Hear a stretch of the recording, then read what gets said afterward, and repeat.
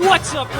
What is happening, podcast listeners? Welcome into yet another episode of the Practice Squad Podcast. I'm Angelo, that's Storm, and we're ready to break down all the top topics in sports this week. We've got a bunch of NFL stuff. A lot of hot topics. Oh, we've got so much. We're doing the scheduling for this week. Thought it was going to be a light week. Thought, we'll have a short show, get time off, maybe chit-chat a little afterwards. But nope. All of a sudden, the stories just kept rolling over. We kept having to add to our schedule. So our first half this week is all NFL, but don't worry. We're going to hit you up with some baseball, some basketball, talk NBA trade seasoning open up, talk about the big contracts that some Major League Baseball pitchers just recently got. But first, we are going to start with what many considered the game of the year in the NFL. This weekend, the San Francisco 49ers beat the New Orleans Saints 48-46 on a last-second field goal. Absolutely epic game to watch. So obviously these are two powerhouses in the NFL. Coming into this game, it was really a battle for who is the best team in the NFC. So Storm, after seeing that game on Sunday between those two teams, I just kind of want to know what your major takeaways are and if you view either team any differently after that matchup. Yeah, obviously that was the game of the year. I think everybody would agree with that. Oh, no doubt. So much fun. It was actually a pretty clean game for the most part. The punting, I actually learned a new thing with the punting, pass interference type deal, and the fake punt, and you can, push the guy out of bounds. It's not interference. Which, makes sense. How's the guy supposed to know? He's just a gunner, man. I get it. Perfect. I never knew that, though. But anyways, I think the biggest takeaway I have out of this is Mike Shanahan's play calling ability. Wrong one. Kyle Shanahan. I even have it right here, too. It's not Papa Shanahan. Hey, Papa Shanahan knew what he was doing, too. But Kyle Shanahan's play calling ability, it was just incredible. I think one of the biggest plays, and it wasn't even that big of a play, it was the Kyle Juszczyk toss when he's, the little fullback toss. Just getting creative with George Kittle, with Deebo Samuel a little bit. Overall, that was just impressed for me. And Jimmy G overcoming a bad defense from San Fran. That's their worst defensive effort, obviously. Oh, absolutely. And Jimmy G to go into New Orleans, not only keep up with Drew Brees, but eventually, lead the game leading drive. Obviously, a lot of that was George Kittle dragging a man 30 yards down the field while getting face play was absolutely insane, reminiscent of beast mode against the Saints as well. George Kittle's obviously a top tight end right now in the league, you would say. Oh, absolutely. And he's so much fun to watch. That offense is so much fun to watch. We'll get to it in a minute, but there are some injuries they have to worry about. But takeaway-wise, it's good for San Fran because they really put themselves in the lead dog spot for the home field advantage now through the NFC playoffs, where the Saints had it in their hands and they let it go. Yeah, so as for San Fran, I agree. The play calling was fantastic. I was really impressed with Jimmy G. I know he didn't play a perfect game, but that game could have gotten out of hand really quickly. Oh, yeah. The Saints went up 20-7 real early. Next play on the next drive, Jimmy G throws a 75-yard bomb to Emmanuel Sanders and really played a near flawless game after that. I know he had the one pick. But to have that performance in that environment, kudos to Jimmy G. I still do have some questions, although way fewer than before. I kind of want to know if he's able to have the same sort of clutch moments in a scrappier game, more of a defensive-oriented game where the offense hasn't been clicking and he pulls it together on the last drive. Right. On the Saints side, though, a few takeaways as well, because I thought the Saints played a really impressive game. My first big takeaway is, obviously, Drew Brees looked fantastic, and I think that injury that he sustained, the 6 weeks that he was out, huge blessing in disguise, because comparing how he's playing now to how he was playing at this time last year, this is about the time when that Saints offense started to decline. So that's really good news for New Orleans. Additionally, and I just have to say this, is Michael Thomas the best receiver ever, man? I don't understand how this guy consistently, no matter the defense, no matter the matchup, just finds a way to get 10, 11, 12 catches, find the end zone, 150 yards. You could tell early on in the game that San Francisco was focusing in on him because Jared Cook caught those 2 touchdowns. But then Jared Cook gets injured and goes out, and it's like Michael Thomas became even better. I don't understand why teams aren't triple teaming him when New Orleans has little to no other pass catchers of significance on that offense. So, Michael Thomas, I don't know what you do. I want to watch some all 22 of the New Orleans Saints and see what this guy is able to do differently from anyone else. Yeah, that drive that they went to take the lead on, he just became wide open by like 5-7 yards. Like, how does a man that with his ability and how defenses should primarily focus on him, how does he still wind up that open? It's just incredible. I have no idea, man. Yeah, his route running, everything, his catching, route running, after catch, just unreal. Yeah, unbelievable. It's weird because he's not this flashy wide receiver. He's a possession receiver, so you'd think they would just be able to box him a little bit. He's not a burner. So I have no idea. And then in terms of the Saints offense as a whole, as well as San Francisco's offense as a whole, I don't think this was the type of game that anyone expected. I think a lot of people thought it would be more of a defensive-oriented game. But both offenses showed that if they need to, they can pick up the torch and kind of help the team overcome defensive inefficiencies. Now, the last point I will say is that I did not like Sean Payton this weekend. And I do like what he's done as a coach. Obviously, he's a prolific offensive mind. Although, in my opinion, he has kind of underachieved for having Drew Brees for over a decade now. But number one, I hated the fake punt play call. Absolutely hated it. You've got a quarterback that is freaking balling. Drew Brees is playing a perfect game. You've got a 4th and medium.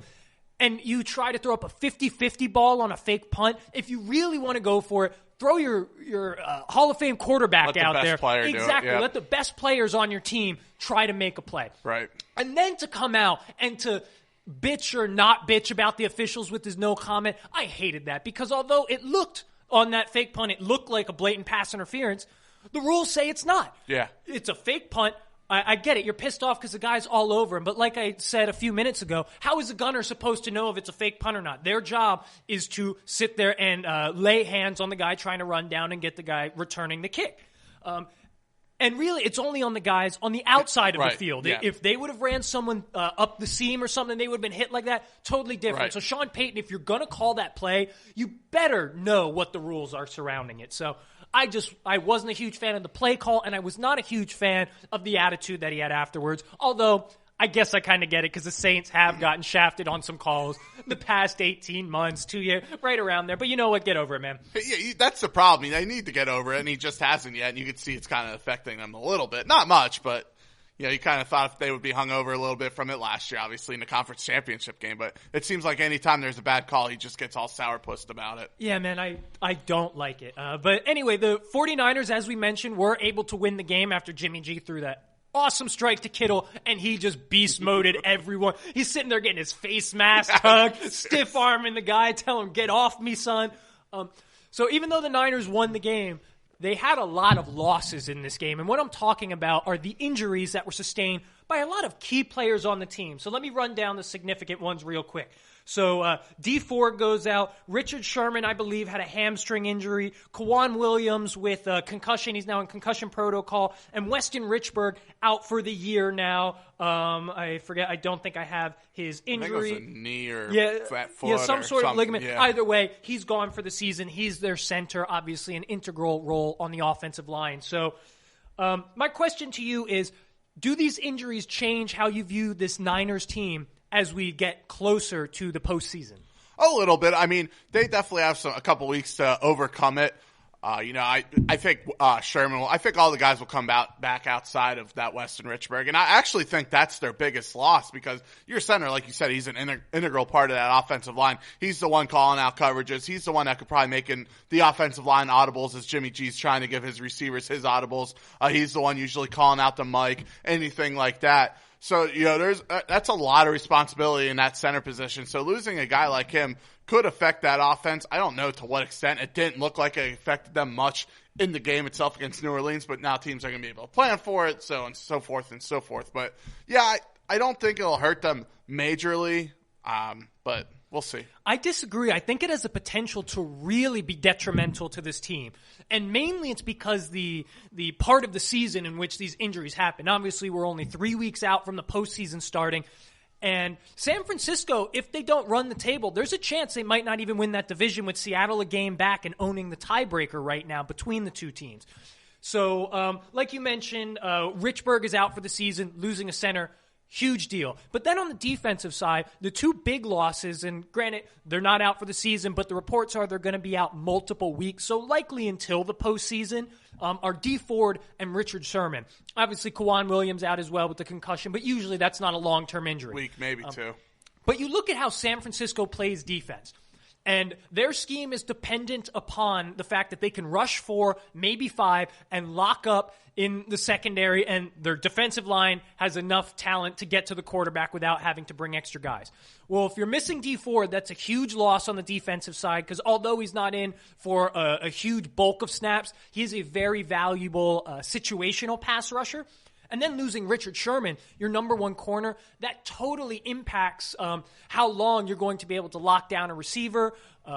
So I'm definitely concerned because as we're seeing, there are a lot of teams in the NFC that are right in that same echelon as San Francisco. Maybe not quite as good when totally healthy and operating on all cylinders, but who knows exactly how healthy they are going to be when they come back. And if they do have to play in that first week of the postseason, it could really be trouble. They could face a team like Minnesota, who would be the 6th seed in the NFC right now. You got Minnesota well, no, I guess they would be the 5 seed, so they would have to go on the road to a team like Green Bay or it would be Green Bay or Chicago. Oh no, actually, never mind. If they get the 5 seed, they're going to the winner of the NFC East, so they're fine for that week. Oh yeah, because they would have the 4th seed. Yeah. Who knows? But you got to go. I mean, that's still regardless. It's traveling East Coast. Who knows what'll happen? So really, I am concerned. Do I think that this rules them out from being the favorite in the NFC? No, I do not. But injuries like this, particularly to impact key players, is always concerning when the postseason's right around the corner. Yeah, you just got to push that next man up mentality at this point in the season. People are banged up. I know they're going to miss time, but you got to look at it like, hey, if we win these next 2 games, 2 out of 3, they're pretty much guaranteed a first-round bye. That gives everybody that chance to rest that week during wild card week. So, 2 out of 3 doesn't guarantee them that. They still they still get Seattle again. Yeah, so 2 out of 3, one has to be Seattle. Yes, one has to be Seattle. Yeah. They need to beat Seattle. That's the big game for them. Right. Absolutely. So if you beat Seattle, even if you don't get that that week bye, you at least get home field for one game. You're not playing in a wild card traveling somewhere. But yeah, I mean, Richard Sherman's a tough son of a beast, so I mean, I could see him only missing a week or 2. I definitely see him. There's a difference between being tough though and physically being able to go out and perform. You can still push through it. Hamstring injuries are a bitch, man. Yeah, but tough. we don't know the extent of it. You know what I mean? You could say multiple weeks, but who knows? He could come back next week feeling fine. Being out more than 1 week tells me that it's at least somewhat serious. Yeah, at but least to me. But they say multiple weeks. It could be 2 weeks. Still, you know what I mean? To me, that's serious enough, particularly with a muscular injury like that. Once again, I'm not saying he can't come back and be the Richard Sherman we've seen all season. Same with Dee Ford. But I have to be concerned because they are missing that amount of time. Anyway, we've got to move on because, as we said, we got a shit ton of stuff for you this week. All right, so the big story that's kind of arose. Happened. Okay. Yeah, the big story that happened this week was the Patriots kind of getting caught doing a little mischievous, suspect behavior. It was found out that some New England employees, some Patriot employees, apparently with the media department, were caught filming the Cincinnati Bengals sideline during their game against Cleveland last week. Now, according to the Patriots, these guys were there shooting footage for a documentary, a mini doc called Do Your Job. Yeah. It's called Do Your Job, Patriots motto, obviously. And they were just there, just shooting some B-roll, shooting some footage of an advanced scout doing his job. However, apparently, the NFL got a hold of tapes, and the camera's on the Cincinnati sideline for 8 minutes. For the 8 minutes. And then I just heard this. I forget what show it was on today, so I apologize that I'm not sourcing this totally appropriately. But apparently, when the cameraman was confronted, he said, "Oh, let me just delete the video. We'll forget the whole thing." They know what they're doing. Anyway, what do you have to make of this storm? You gotta look at it. What's the history with this team in this dynasty? Their history is spotless. This is a white sheet. You got Spygate, Deflategate, now you got Mediagate. They've got so many gates. They can start their own gated freaking community. Yeah, man. that's ridiculous. Too many gates. Goodell came out today, said he's going to take his time. I don't see anything coming out of it. Maybe a fine here and there. But, yeah, everyone's like, oh, it's the Bengals. Why are you cheating against the Bengals? Let's just think of how many other teams they were probably doing this against too. You know what I mean? Well, that's the thing. If they got caught against the Bengals, where are they not getting caught, man? And it's funny because when you look at it, earlier this season, you saw Sean McDermott pushing Patriot guys off the field because they were on their sideline or something like that. So there's definitely a little history there.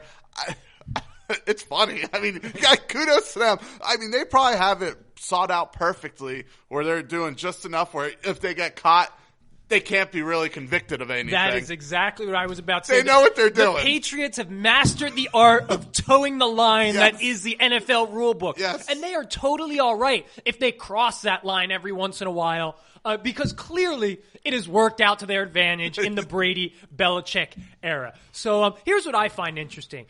When Spygate came out, apparently what was written in multiple articles was that Patriots were told to dress as media representatives, and if confronted about the filming, they were supposed to say that they were working on a media project. Have your story. That's exactly what happened here. This was a national story over a decade ago, and they're like, oh, we'll try it again and see what happens. I agree with you. Nothing's going to happen. They'll probably get fined, and Belichick is going to say, screw it. I don't care. I'm going to keep doing this because I keep winning. So I don't think it's a huge deal. I do think other teams are probably doing something similar. It's obviously just magnified because it is the Patriots, and they do have a really suspect past with things like this. Right. So we'll see how it unfolds. I'm anxious to see hear what Roger Goodell has to say about this. Who knows? Maybe he tries to make an example of the Patriots once again, like he did with Deflategate, and just say, you know what, guys, 3 strikes now in both you guys' tenure. We have to come down hard on you because we need to establish a line and show other NFL teams that if you're willing to break the rules, then you need to be willing to face serious consequences. I just don't think that's going to happen. Probably not now.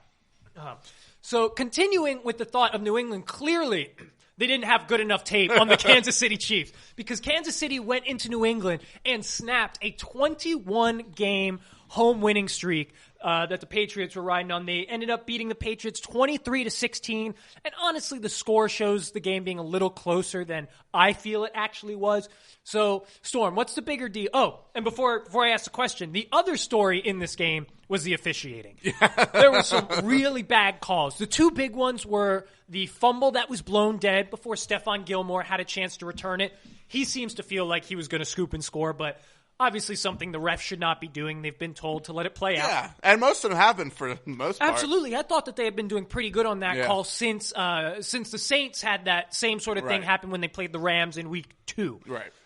And then the other big call was the N'Keal Harry non-touchdown, where they said he was out of bounds right around the 3, when he clearly was not when you looked at the replay. So much space in between. So much space. Sideline, man. So, bad officiating, broken win streak. Which is the bigger deal? It's definitely the Chiefs breaking that 21-game home win streak. That streak is pretty impressive. You would think the Patriots coming off a loss to Houston a week before they come back home. It was prime time, right? It was Sunday night. No, it was a 4:00 game. Yeah, it was 4:00 game. Still not under the lights at that time of the year. Yeah, and obviously people, as soon as this game got put on the schedule, everyone was looking forward to it. Yeah, it was one that was circled. Everyone wanted to watch it. So you think they'd come out, ready to go. And really, it's the same old story with them. It's the offense can't score. They made the Chiefs defense look bad, who we've criticized, gave kudos to, and then criticized again throughout the course of the season. I don't know what to think about that unit, man. Steve Spagnuolo and crew. Who the hell knows? I just think, the Pats are in some trouble.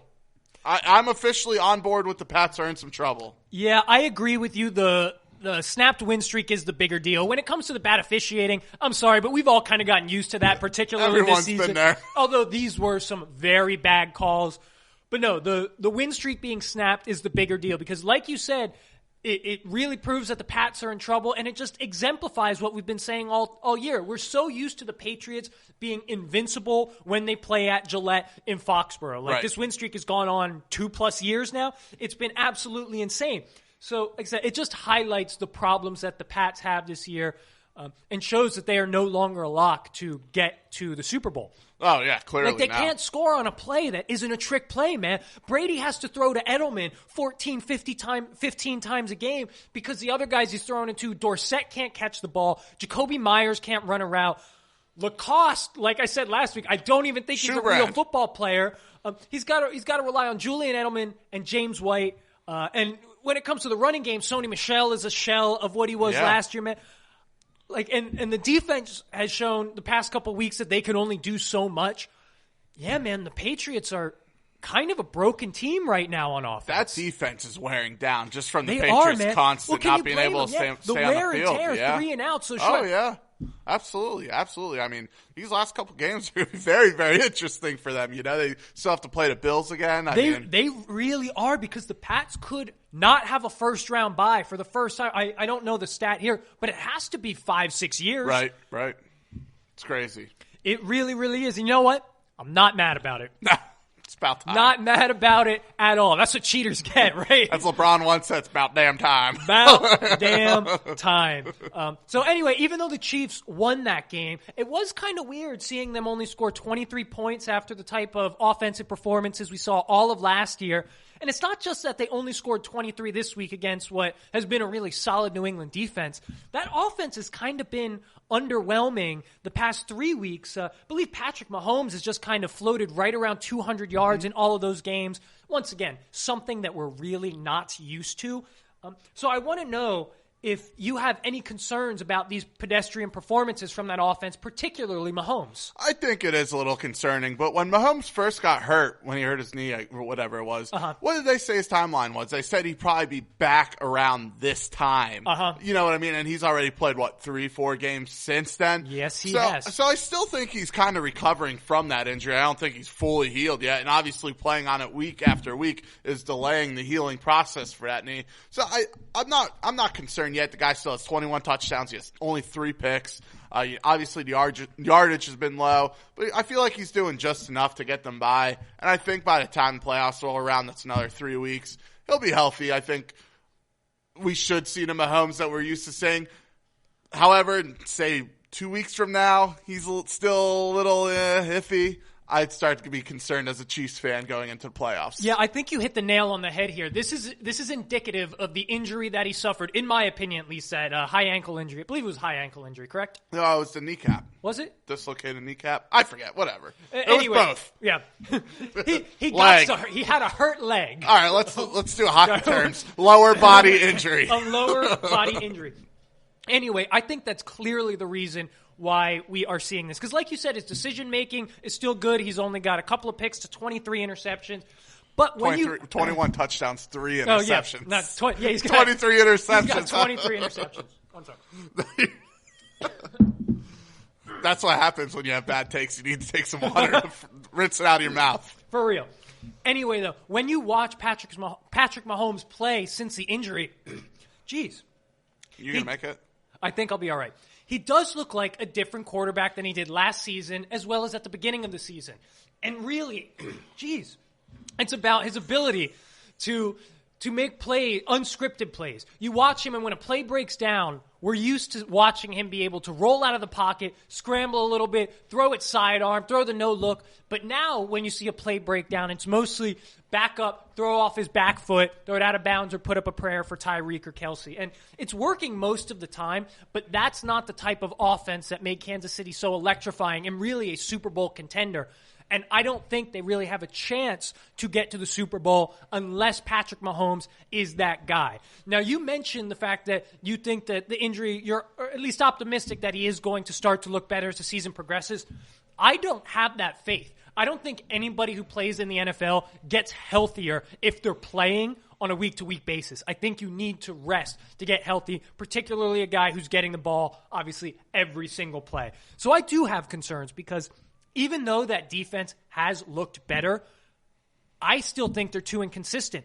And if and when they go up against a team like Baltimore or even like a Houston, they're going to get gashed. They're going to get exposed. And Kansas City is going to need peak-level Patrick Mahomes to really have a chance to make a deep playoff run. Yeah. I mean, I don't know. I'm not sure. Who the hell knows? Yeah, I mean, I need to have some more water. So they did go into New England and against a really good defense and do just enough. You know what I mean? So, but also facing an offense that, as we just said, has been totally abysmal. That's true, but it's still going into New England and winning. You think they go into Baltimore and can score 23 points and win? They did against Buffalo. Well, it's Buffalo. Baltimore only scored 23 points against Buffalo. Are you comparing Kansas City's defense to Buffalo? I see what you're saying. You think Kansas City can go into Baltimore and only score 23 points? How much did they score against them when they won earlier in the season? I think they had 35, but you had a healthy Mahomes, Yeah. and this Baltimore defense is like a totally different unit now since they got Marcus Peters and Jimmy Smith and Marlon Humphrey clicking again. Mm-hmm. So that's my big concern. Like I said, I think Patrick Mahomes needs to get back to that level. Mm-hmm. I think it's worth it. If you win this next game and New England wins, it may be worth trying to sit him for a couple games down the stretch and hope that who the hell is their backup who won a couple of games for him? I don't remember. It's eluding me. It'll come to me eventually. Anyway, we have to move on to a different quarterback who there's a bit of a rumor floating around that this guy has the potential to make buku bucks. So Storm sent this tweet across to me a couple of days ago. Former GM Mike Tannenbaum on ESPN Radio said that he thinks Dak is going to sign a 10-year, $400 million contract with the Dallas Cowboys. Now, obviously, there's only a rumor right now, only speculation, but the number is so large and it's such a long contract that we have to talk about it a little bit. So a couple questions here. You can answer them all together if you want. What do you make of this rumor, and does it make sense for Dak and or the Cowboys? I don't like the rumor. I feel weird. I don't know. Like, Mike Tannenbaum was a failure of a GM, really, right? That is true. Dolphins, Jets, I forget where else he was. So I don't know where he's coming up with this. It's really weird. I don't know. And then from a perspective of does it suit anybody? Well, if Dak's getting a lot of guaranteed, it's obviously going to suit him. Boom. That's the kicker. That's the big detail. That's it right there. But for Dallas, why would you pay him $40 million a year for 10 years when the man has a very talented team around him and they're 6-7 right now? So I don't know. I don't think there's much truth to this rumor. How often do you see a 10-year contract happen in the NFL? You don't. Exactly. So I don't know where he's pulling this from, which is why it piqued my interest when I saw it. I'm like, what are they? I know the Cowboys do some stupid things sometimes, but like, this is way over the top. Yeah, really, I don't really have any opinion on it unless I knew a guaranteed amount. Right. Because if Dallas was guaranteeing 50% of this, stupid Dallas, guaranteeing $200. But if they're saying 10-year, $400 million, but we're going to guarantee you $80 million, and we have an opt-out option after like 4 or 5 years. How many opt-outs do you have? Exactly. So just throwing out this kind of number, like without any sources, I think it's kind of irresponsible by Mike Tannenbaum. I really, really do. Like, the number is just so absurd that you have to give some sort of context. Why do you think this? What did you hear that makes you think this could be a reality? Because it's never happened in the NFL, ever. Is Scott Boras the agent for Dak Prescott right now feeding Mike Tannenbaum? Just kidding, obviously, because of Scott Boras. Yeah. John Heyman feeding him information about like the Harper deal last year and Cole this year. But it's like, who the hell's feeding it this guy? I don't know, because the deal, $400 million. The deal could make a ton of sense for Dak, but it also could make a ton of sense for Dallas.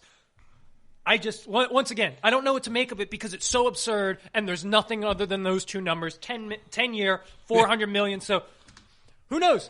Maybe the Cowboys will make history this offseason. I just can't say that I really buy this. But we had to talk about it. Yeah, exactly. Anyway, kind of keeping with the idea of the Cowboys, they are now tied up with the Philadelphia Eagles in the NFC least. Both teams are sitting at 6-7, and one of them has to make the playoffs. You're goddamn right, one of them. So last week, Storm, you expressed some confidence that the Eagles were going to win out, that they were going to win this division at 9-7. Do you still feel that way after the Eagles barely hung on to a win against the Giants? and they were down to one wide receiver by the end of that game. Like you said, they were about to, McCown was about to throw on his helmet. McCown was ready to take off the comm helmet. Backup quarterback was about to run on the field and play wide receiver for that team. So, hey, that's the kind of wide receiver I want on my team, not Alshon Jeffrey running to Josina Anderson pitching about Carson Wentz. So anyway, do you still think that your Birds are going to make the postseason? If Wentz plays anything like he did in the second half with the bag boys that he had on offense, that, the baggers at Walmart, I absolutely think they will win. Because really what it comes down to is you go into Washington. Washington's pretty much ready to lay down. And yeah, it's going to be a close game. They're going to be ugly. That's just how they're going to have to win these football games.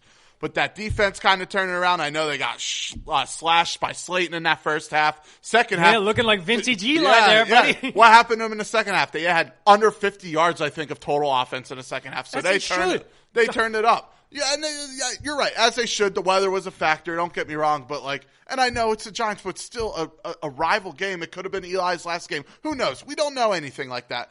My biggest concern was, why the hell did you only dress 3 wide receivers? I know. Shame on Doug Peterson. And with the injuries that they've had all season, and how can you do that? Play. And they have a tight end playing like wide receiver. And JJ wound up getting hurt. Alshon obviously done for a year. So they're definitely in some trouble.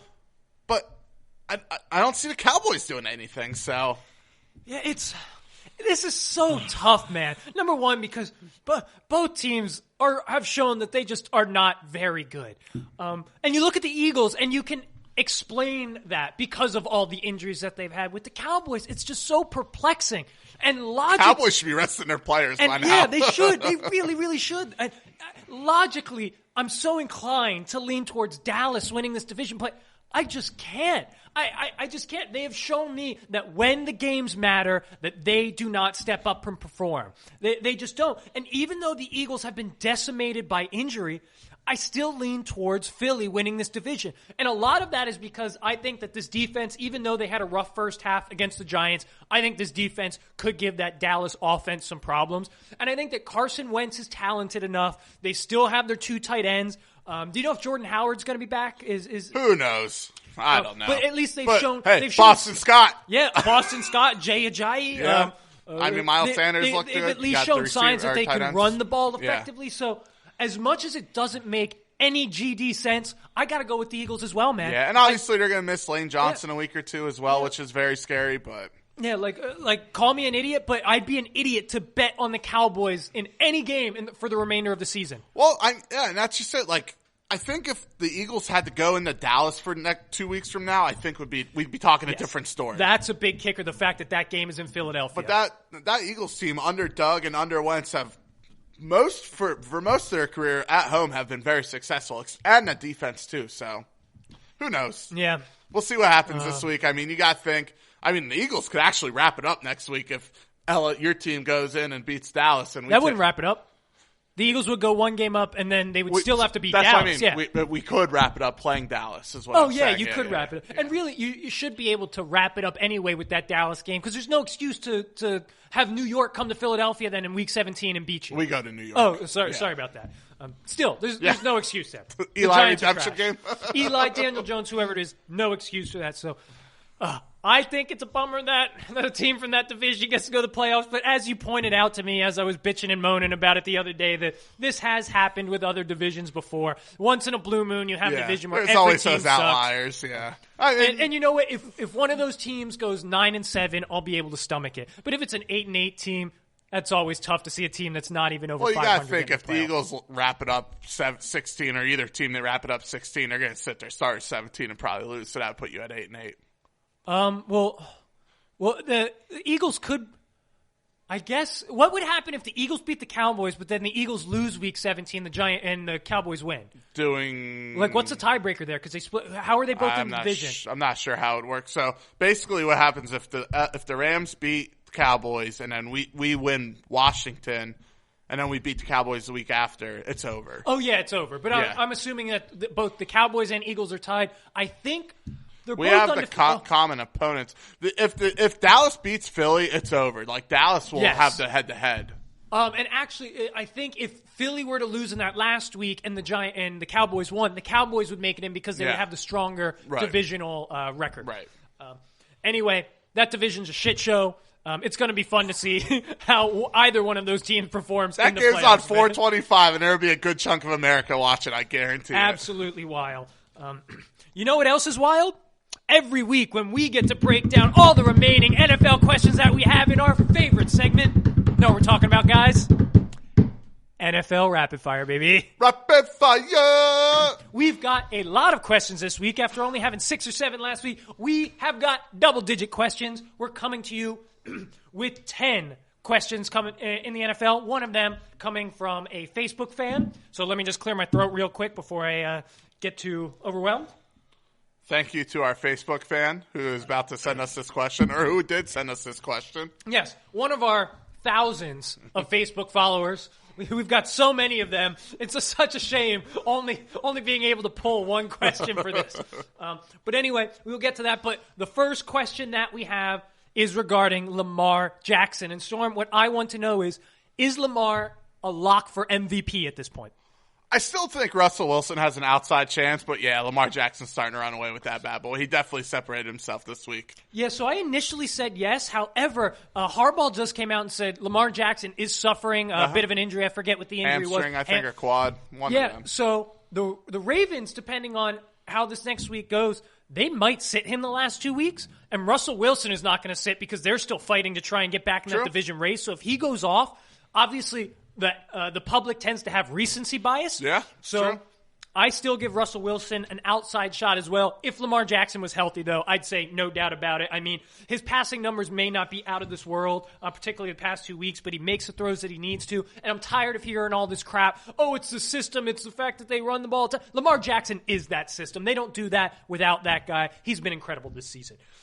Question number 2. What 10-3 NFC team is more legit, the Packers or the Seahawks? I'm going with the Seahawks right now, and I think it's just because of who we just talked about, Russell Wilson. I think he's playing better football than Aaron Rodgers. I think I would, give him, I think his ability to push a team to victory is better right now than what Aaron Rodgers is doing in Green Bay. I agree that Russell Wilson is playing better than Aaron Rodgers right now, but I'm going with the Packers here. I don't love either team right now. As for the Seahawks, I think they've overachieved by a mile. Their roster is middle of the pack at best, in my opinion. They've got a couple key players with Russell Wilson, and then on the defensive side with Clowney and Ziggy Ansah rushing the passer. But everyone else is about average. I think that on both sides of the ball, Green Bay does have more talent, and I do believe that we're going to see a bit more of a next-level Aaron Rodgers. Maybe I'm just assuming that. Maybe he doesn't quite have it in him anymore, but I have faith that come playoff time, he's going to ball out.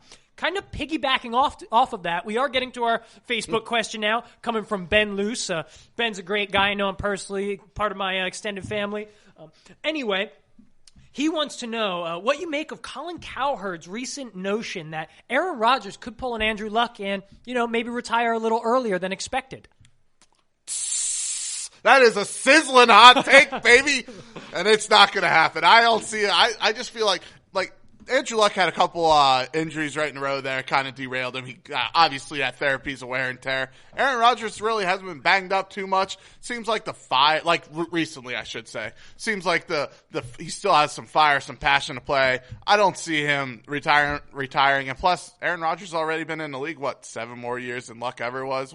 How old's Aaron Rodgers? 33 now, so. Yeah, I think it's a poor comparison on the part of Colin Cowherd. Like you said, totally different situation where Luck was just obliterated by really difficult injuries, long, tough rehab. And I know Aaron Rodgers has had some injuries, but I think there's some ego in Aaron Rodgers that says, I want to win some more so I can actually be in the conversation for the greatest ever, because right now he is not, in my opinion. And then lastly, I know he's a rich man, but it's tough to turn down $30+ million a year for another couple of years and pad that bank account, man. I know he can make money off the field, but he's not getting those types of paychecks if he retires from football. Okay, here's a fun one. We've been talking trash on Mitch Trubisky all year, but he's actually looked kind of good these past couple weeks. I want to know, is Mitchell Trubisky, and notice I said Mitchell this time. I'm giving him the formal Mitchell, as he has requested. Do you think that Trubisky should get one more year to prove himself in Chicago? He's looked pretty good against not very good teams, but you spent a second-round pick on him. You can't First just give round him pick, second overall pick. Yeah, you can't just let go of him after 2 years. They got to the playoffs. I know it's defense. I know he made some plays last year, but I just don't think you give up on him just yet, unless some crazy deal where you're able to work like a Cam Newton or Nick Foles comes by, but I don't even see that happening. So I would give him another year. Yeah, I was of the mindset previously that they should just move on from him because I was seeing no bright spots in his game. However, he is making a pretty good case that he should be able to continue his quote-unquote audition for the Bears to get that first major contract in the NFL. And I think what the big thing is happening is that Matt Nagy has stopped trying to make Trubisky something that he's not. He's gone back to what had worked for Trubisky in the past. He's running him short intermediate passes, trying to get a little bit more creative with the play calling. Now, I still don't love him long-term, and I do still think they should draft a quarterback. But I don't see a ton of free agent options that really put them over the top. Now, granted, a healthy Cam Newton is a big improvement, and I think could put that Chicago team up to the next level. But a healthy Cam Newton isn't guaranteed, so is it really worth the risk? Yeah, who just had Liz Franken surgery last week or whatever it was. So. Yeah, and he's a 30-plus-year-old Russian quarterback. Yeah. Usually that's when those types of guys really start to decline. May as well try and get as many miles out of Trubisky as you can, maybe make a push next year. Right. Like I said, though, I do still think they should draft a quarterback mid-round this year. Anyway, the Titans are cooking recently, and they are now tied for the AFC South lead. They match up with the Texans this week. Do you think the Titans have a legitimate shot of winning this division? Absolutely. I mean, right now they're doing what you need to do. They're playing great defense, and they're running the ball very, very well. Derrick Henry is a monster. Talk about someone that's playing for their next big contract. He most certainly is. He's playing well. Tannehill obviously doing everything he needs to do, playing himself into another contract possibly with Tennessee. Yeah, I mean, they have this is their time to show it this weekend when they play Houston, which we'll hit on later. Yeah, I absolutely agree. I mean, I love Deshaun Watson and the Texans. I think that their floor is super high, but they're one of the most inconsistent teams in the NFL. We just saw what Denver was able to do to that secondary, and that was freaking Drew Lock. Anyway. MVP Drew Lock. Sorry, MVP Drew Lock. I will use his formal name as well. But the Titans have been the opposite of inconsistency lately. Like you said, they run the ball so well. Tannehill, I believe, has had the highest completion percentage in the league since he has become the starter. So, yeah, they absolutely have a chance if they can catch Houston napping on the defensive side. So, kind of piggybacking off of that, we kind of answered this a little bit, but do you think Ryan Tannehill has earned another year as the Titans starting quarterback? Absolutely. I still go, I think I said this a couple weeks ago, I'd still draft someone, I think, because I don't know if Tannehill's really your long-term answer there, no matter what. So you draft a guy mid-rounds, and you give Tannehill another year, see what happens. And if he keeps going, then keep playing him, whatever. Yeah, I don't even think it's necessarily just one more year. I think he's shown that he might be worthy of just a new contract, like a 3-year deal, something Jacoby Brissett style. He'd probably make a little bit more because he has been a starter. Right. I didn't even realize Ryan Tannehill's 31 years old. Did you know that? I had no idea. Yeah, dude, it doesn't seem like – I guess he was with Miami for a long time, and he actually got a second contract with the Dolphins. But, man, you can't knock anything that this guy's done. Like I said, he's completing over 73% of his passes since he became the starter. They're 6-1. Like, right now, he's a top 3 or 4 quarterback in the conference. Can you name 4 guys who are better than him in the AFC right now? Like, you've got Deshaun Watson, Patrick Mahomes, Lamar Jackson. Tom Brady's not better than him right now. Josh Allen isn't. No. Yeah, man. Tannehill is balling out. I think he's earned it. I think this is a reflection of how piss poor that Miami organization is. And I think Tennessee has a solid enough foundation, a good enough head coach that Tannehill can do enough to make them a really good team and a playoff contender for the next few years. I saw something where Miami's paying Tannehill right now $18 million and Tennessee's paying him $1 million. It's a joke. It's an absolute I love stuff like that. Absolute joke. Another thing that has been a joke has been the Baker Mayfield and Odell Beckham Jr. connection. Recently, after Baker Mayfield came out and kind of shit-talked the PT staff for Cleveland, man, he doesn't know when to shut the hell up. It's proven to be a problem. I used to dig it, and now he just says the wrong things. But anyway, it's come out that Odell, he's talking to opponents about how he wants out of Cleveland. Do you blame him? No.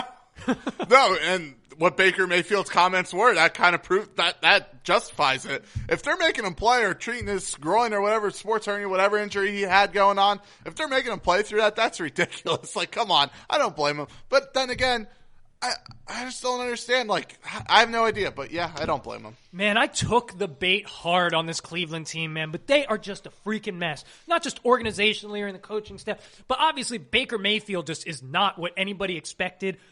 I could be wrong, but it looks like he put on 15 pounds from last year. I don't those post-game conference interviews where he just looks like a homeless person. I feel like he's putting on a little bit more weight each time. By week 17, he's going to be sitting there. The trench coat is getting a little big. Coat's getting a little tight, scarf squeezing. Anyway, I don't blame Odell at all. Like, you're not winning.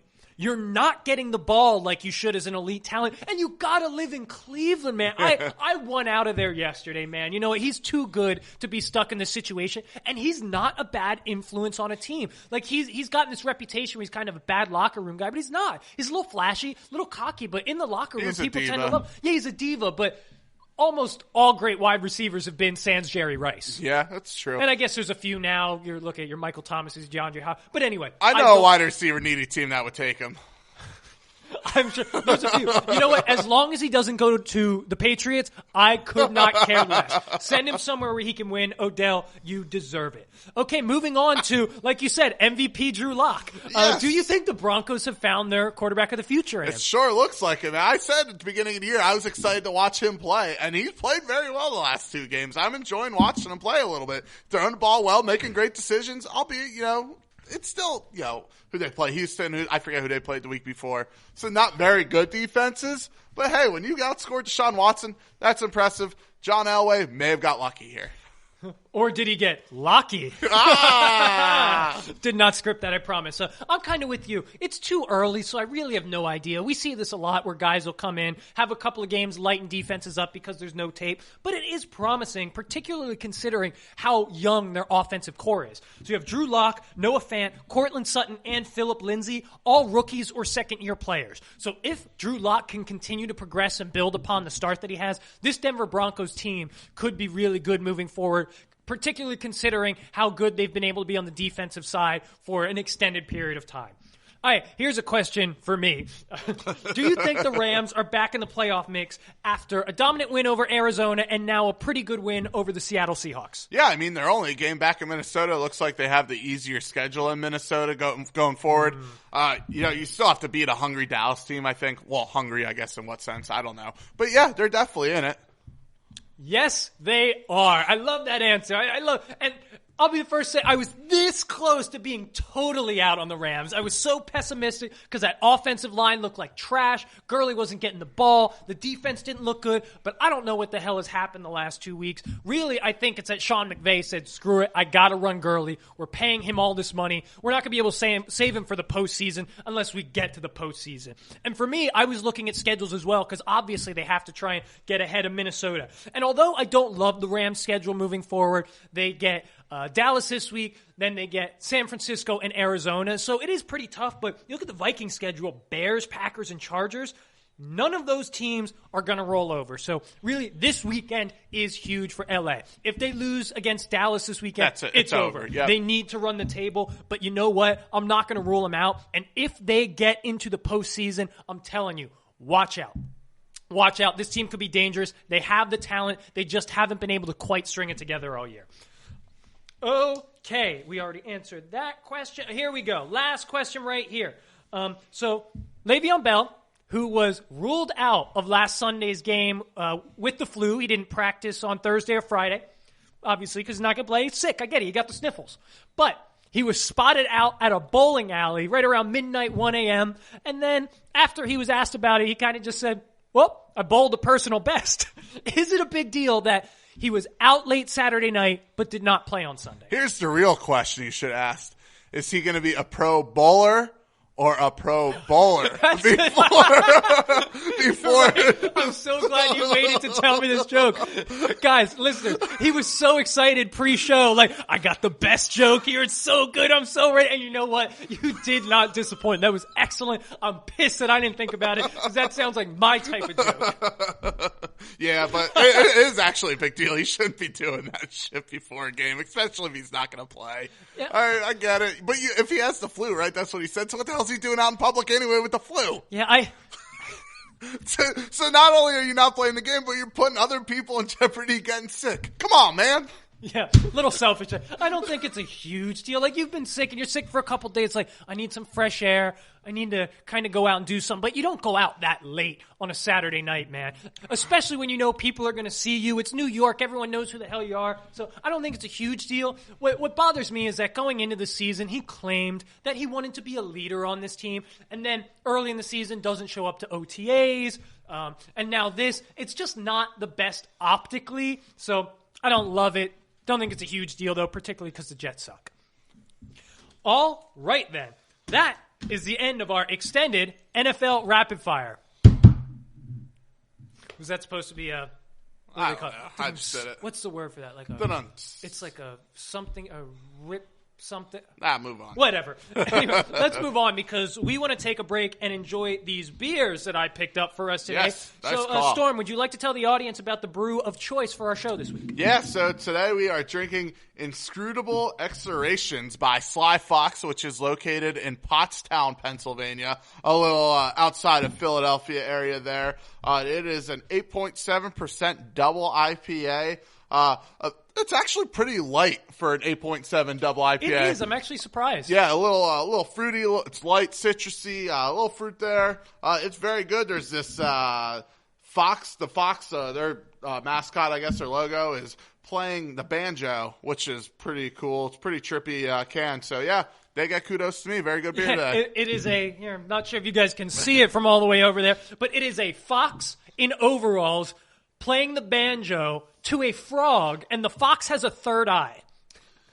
So if that doesn't give you a clue as to what this beer is supposed to do to you after you've thrown back a few, I don't know what does. Anyway, we'll find out in the second we're half. about to do just that. So yeah, stick around for the second half, not only because we've got a ton of great topics from the NBA to college football to some Major League Baseball contracts, as well as Storm's betting advice, my DFS advice, but also we'll be about a beer and a half deep by then. So stay tuned, hold tight, and we'll be back with you in just a moment.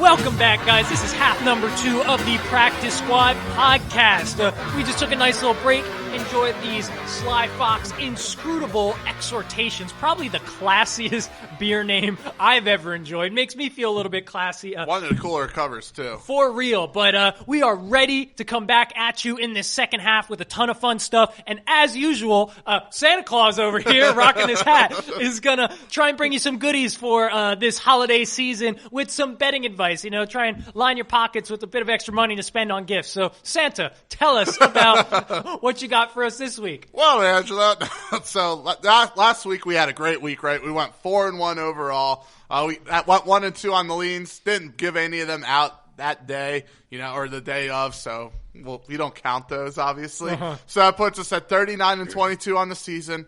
64%, which is very, very good. Anybody love it. Gotta love it. We're having fun. It's been a great year. Hopefully you're pissing your bookies off or your FanDuel account's looking pretty good, or Parks or Rivers, whatever app you guys are using. So Oklahoma was our only loss last week. We gave a FanDuel odds boost thanks to Kyle, listener to the show. Thanks, Kyle. That was Oklahoma, Ohio State, and LSU all to win outright. Plus 155 I was, so easy money there. Ohio State gave us a little sweat, whatever.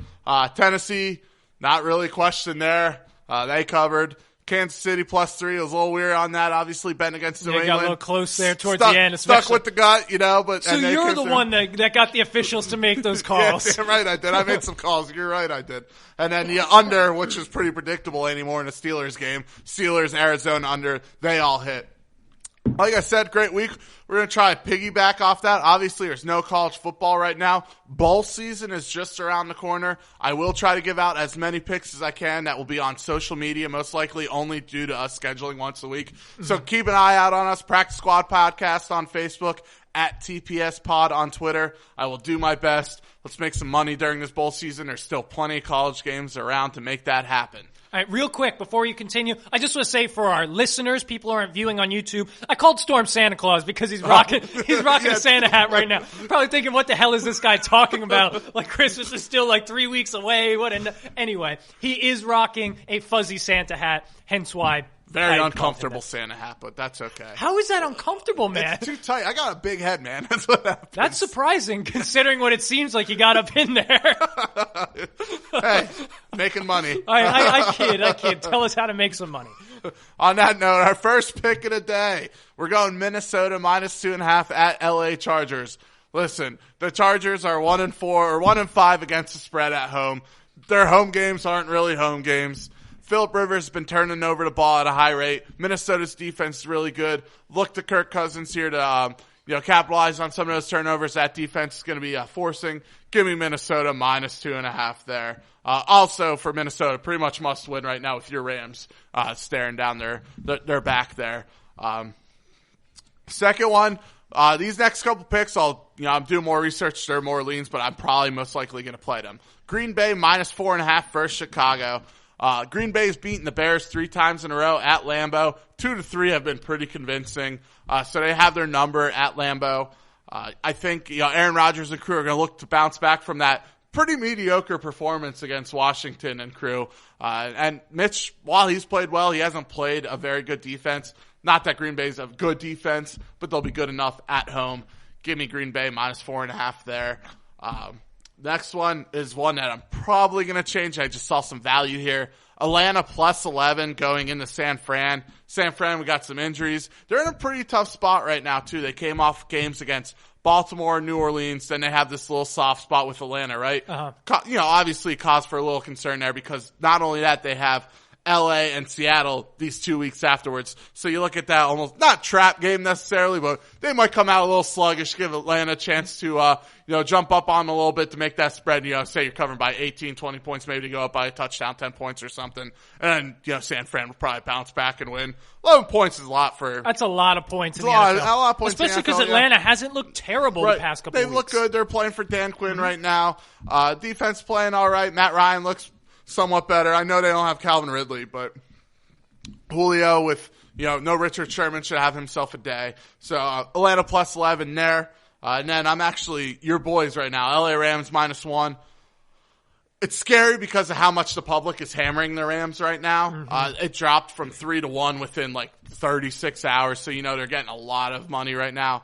Obviously a must win for the Rams, but it's also a must win for the Cowboys. Cowboys probably have a little revenge on their mind from the divisional round last year. So, but right now I do like the Rams -1. I do think the Rams go into Dallas and beat them. So yeah, I'm a little scared being on the public side, but I was also a little scared being on the public side with Kansas City last week, and look how that played out.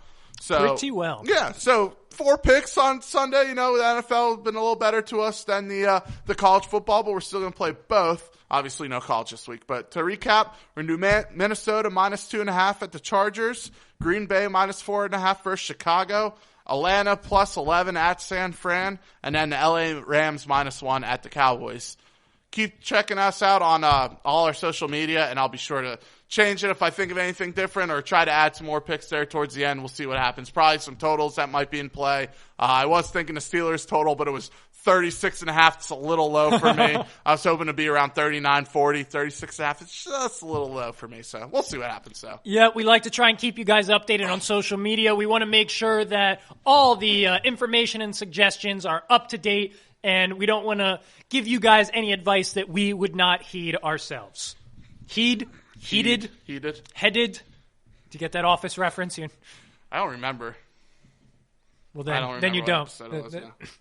Anyway, so there may not be any college football to bet this weekend, but we do have a couple college football topics to hit on real quick. The first is that the final college football playoff rankings were released a couple of days ago, and it goes in this order.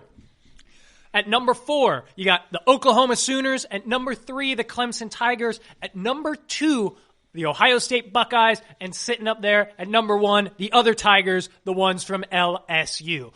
Now, obviously, Oklahoma snuck in after Georgia lost and they won their conference championship. Clemson stayed the same, and then OSU and LSU flip-flopped at 1 and 2. Are you surprised that the committee brought LSU up to number 1? I was a little surprised because I think they bumped OSU up to number 1 a little prematurely than I thought it would have. I thought it would have been after the Michigan game. It was actually before that.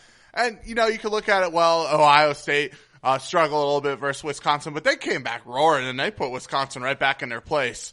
And then you look at LSU, what they did to Georgia. I mean, it could have been one half dozen or the other. I would have expected them to keep Ohio State there.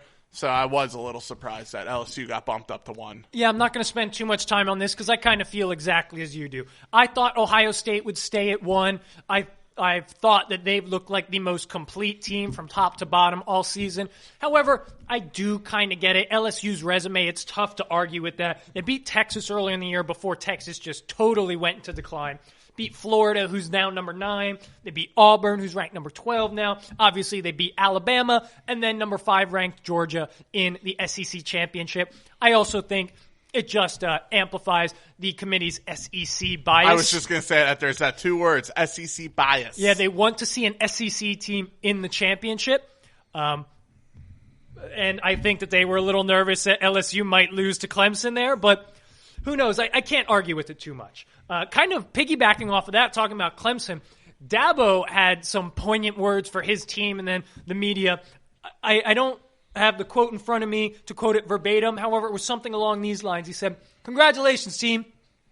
We are the first team since 1966 to start the season as number 1, go undefeated, and end the season at number 3. So congratulations on making history." Obviously very tongue-in-cheek. He does not seem too pleased with the fact that they are number 3. However, at least they're still in the playoffs.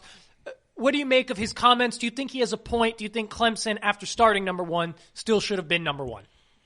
No, because while they've dominated, they dominated teams that aren't that impressive. When you look at the Big Ten and the SEC, there's much more better teams, and the conference play is much more difficult.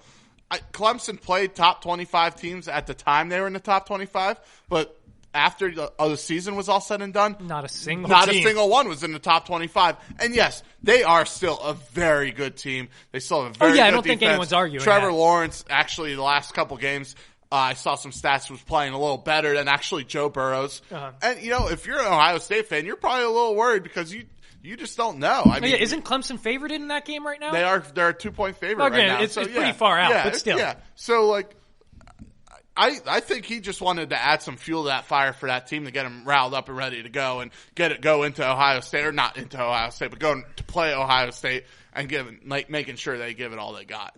Yeah, I think it's partly to rile his team up, but I think he's also a little salty about it. For sure. And I kind of get his frustration. He's like, what more do we have to do? And you said, obviously, it's no surprise that Clemson has played one of the weakest schedules of any of these playoff teams. Well, no, undoubtedly the weakest schedule for sure of any of the 4 teams.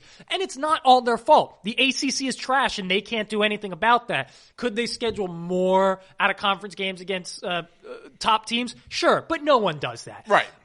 At the same time, though, if you're in that situation and you have a game where you only beat North Carolina by 1 point, and there are also 2 other teams who have much stronger schedules who also went undefeated, I see no reason why Clemson should have stayed at number 1.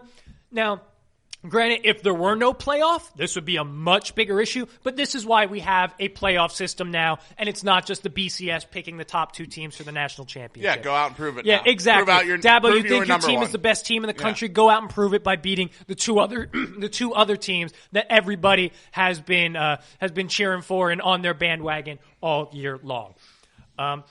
So the quarterback for the team that we just mentioned as number 1 is Joe Burrow, and currently he is the Vegas odds-on favorite to win the Heisman. So Burrow's the favorite, followed by Justin Fields, Chase Young, and then Jalen Hurts, bringing up the caboose there. Do you think anyone has a shot to take this award away from Joe Burrow? No, Joe Burrow is probably going to actually have the most first-place votes in the history of college football, I think. That's my bold statement for the Heisman. I think he's going to run away with it. No chance anybody comes near him. Yeah, I agree. I don't know if I would go that far, and maybe that's just because I don't know how many first-place votes currently has the record for Heisman. We'll find out on Saturday. We will. But yeah, I don't think there's any question who the Heisman Trophy winner should be. It's been Joe Burrow. He has done everything for this LSU offense. And, yeah, not really a question there for me. So no, just had to hit on it quick. Congrats, Joe Burrow. Congratulations, Joe Burrow.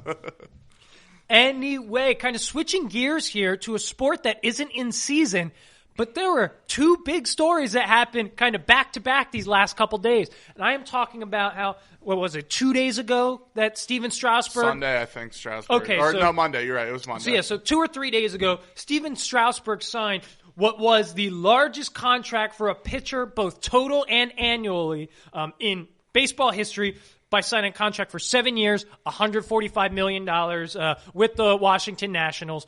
$245. Oh, yeah, sorry, $245. Have the wrong note here. But yeah, $245.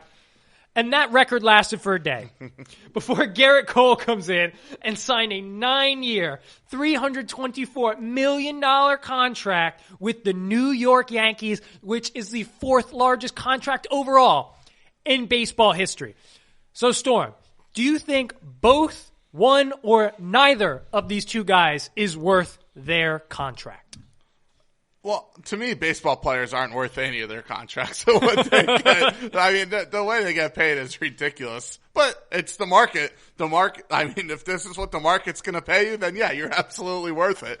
When you look at Steven Strasburg, I am a little nervous giving a 31-year-old with a injury history that kind of money over that kind of years. So, and I get it, I think he's taking $80 million deferred in his contract. So Bobby Medina Day is going to turn into Steven Strasburg Day on steroids once that For happens. real.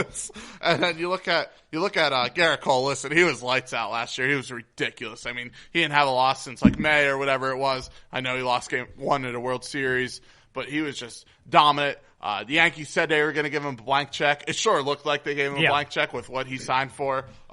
Fun facts here. Based on your 2019 totals, he will be making $1.9 million or $1.09 million per start.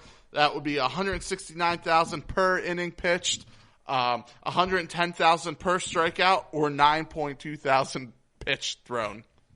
How about that financial breakdown? Also, with the deal the Yankees gave Gerrit Cole, they have committed more money to him than our beloved, not really, Pittsburgh Pirates have given out in contract-wise over the last 25 years. So over the last 25 years, the Pirates have committed $299.5 million to free agents. The Yankees just gave Gerrit Cole $324 million it was. Yeah. But yeah, I mean, if anything, I would think Gerrit Cole's a little more worth it than Strasburg, but I wouldn't give a pitcher that kind of years. 9 years. I hate these huge contracts in baseball. baseball. My boy to become a pitcher, man. I don't get it. Maybe I just don't understand the economics of baseball, but how do baseball teams even make this much money anymore? I don't get it. And like I said, to me though, at least paying a pitcher is worth more than paying a power hitter this kind of money. I'd rather you pay a number 1 ace on your roster, even though they are only going to play 1 every 5 games. But I would rather that because pitchers do have a much larger impact on a baseball team, particularly come postseason. I didn't really have a ton of time to write down any notes for the Gerrit Cole contract because it just happened last night, and I was working all day, so I couldn't really stop. And I woke up this morning and saw it. It's boy. And look too deep into it. But I do support that signing a bit more than I support the Strasburg signing. And I get it for the Nationals. Strasburg balled out in the postseason, was absolutely phenomenal. And for that fan base, they do not want to let another one of their tentpole players go because obviously they just lost Bryce Harper last year. Strasburg was going to get paid, so the Nationals wanted to make sure that he got paid by them. But like you said... And they're most likely going to lose out on Rendon now going forward, I think, with that contract. You would think, but maybe not. Maybe they have something up their sleeve. Who knows? I mean, there's no cap in baseball, right? Man. That's true. But you're right. This is an aging pitcher with an injury history. So let me just real quick break this down for the people who aren't too familiar with the injuries that Strasburg had. Obviously, he was looked at as a phenom coming into the league. like people had such high expectations, and almost immediately in 2010, he dealt with shoulder inflammation earlier in the season, and that kind of progressed into a torn UCL, which led to him having to have Tommy John surgery. Had a little over a year of rehabilitation, I believe, was limited moving forward, but then the injuries kind of subsided for a little while until 2013. He had a lat strain, so he had a brief stint on the DL. In 2015, then, he had back and oblique injuries, so 2 1-month stretches on the DL. 2016, back and elbow injuries, 2 half-month stints on the DL. So I get it. When healthy, this guy is fantastic. Sure. A top 3 or 4 pitcher in the league. But those types of injuries don't become less frequent as you get older. They become more frequent. So I get it, but I don't love it. I really don't. And I don't understand the people in a sport that's so analytic driven. People these contracts don't work. When was the last time you saw one of these massive contracts work for a baseball team? Yeah, I mean, the LA Angels are still eating that Pujols deal. Well, he's still playing, but they're still eating it. Is Albert Pujols really still playing? Yeah, he played last year. Jeez. Yeah, exactly. When was the last time you heard of him? And he signed one. I remember he was good in like MLB 2K6. Yeah, and look at the deal he signed, and now that was what, a 10-year deal or whatever it was. Yeah, so that was the first one of those massive deals, and they just don't learn. And I guess I get it. You got to try to attract fans to come to games because clearly people don't like rush the stadiums during the regular season in baseball, but I don't think it really is going to equate to winning. So at least you got your World Series this year, Washington. I think it's going to be a while before you get another one because you're strapped for cash. All right. Sorry, go ahead. I was just going to say, that's enough baseball. They have other guys they're going to have to pay down the road, but I think there's like arbitration years. The baseball rookie system is so ridiculous. I wish baseball had a salary cap. I do. It would make it a lot easier to realize, this person can sign here. Meanwhile, the Yankees just have an open pocketbook. They can pay whoever the hell they want. Yeah, I laugh because like not pocketbook. I think I saw something where Gerrit Cole and Stanton will combine for more than the whole Rays payroll, but the Rays had like 98 wins last year. I mean, they were pretty close to it. So it's just wild to see That's the thing. These contracts don't equate to wins. Yeah. Anyway, we got to move on because we still have a few more topics to hit before the end of our show. We're already running a little low on time. So we're going to move to some NBA talk because the official start of trade season is right around the corner. It starts on December 15th, and the big name floating around right now is Cavaliers forward Kevin Love. So, obviously, it depends on who offers what. Love really doesn't have much of a say in this, but where would you like to see Kevin Love get traded to? I think Portland's a good fit for him. You look at, I guess, Melo playing somewhat better. They're kind of on a winning streak. But they keep getting hampered by injuries. Obviously, they lost Collins earlier. Hood got hurt for the year. He's done. Their center Nurkic is out until February. So I think a player like Love will not only go and fit in right away, but he'll be also a good depth guy. Obviously, he'll be probably playing both power forward and center. However, per my sources, Jason, listener to the podcast, who's a big Cavaliers fan, he's hearing that they might wait until the draft because teams aren't offering what the Cavaliers want for him. If they're not going to just steep down to trade him. They want what they want for him. Yeah, which is interesting. Which makes sense though. Yeah, and I get it because you want to try and get some value as a team who's trying to rebuild. Like whether it's getting core young pieces that you can help to develop or draft stock, you obviously don't want to give them away for nothing. Right, and he would be a good person really to trade at this point to kind of go out, win. And in return for the Cavs getting pieces to kind of rebuild now and move forward. Absolutely. Clearly he's a guy that should be traded to a team who's trying to win right now and is just missing one key component. Absolutely. So when I was thinking about this, I came up with 3 different teams. 2 of them are kind of outsiders, and there's one that I really think he would fit. So I'm going to kind of bookend these. My first thought was, I would really love to see him in Miami because they're cooking right now and they don't quite have a ton of depth at the forward and center position. But I don't think that his personality would really fit the culture that Miami has going right now Jimmy Butler leading the locker room and Pat Riley leading that organization. They're both extremely intense individuals, and I don't see Kevin Love as being that. That takes me to the team that I think he'd be a really good fit on, and that is the Indiana Pacers. So First of all, that does seem like an organization that fits Kevin Love's personality. It's low-key, never really been focused on any one superstar or really any superstar players. So I think he would fit in nicely in that locker room. He'd also provide an instant jolt for them, both offensively and in terms of rebound. So they currently rank 18th in the league in the rebounding category. So it would be a huge upgrade for them. So I do get that that Sabonis is really balling out right now for them at that power forward position. He's averaging, I think, a little over 18, right around 18, 19 points a game, around 11 rebounds, looks really good. But he's big enough at 6'11". You can move him to the center, bring in Kevin Love, and I think they would play really, really well together. Have Miles Turner come off the bench or start Miles Turner and bring Kevin Love in as a key first man off the bench rotational player.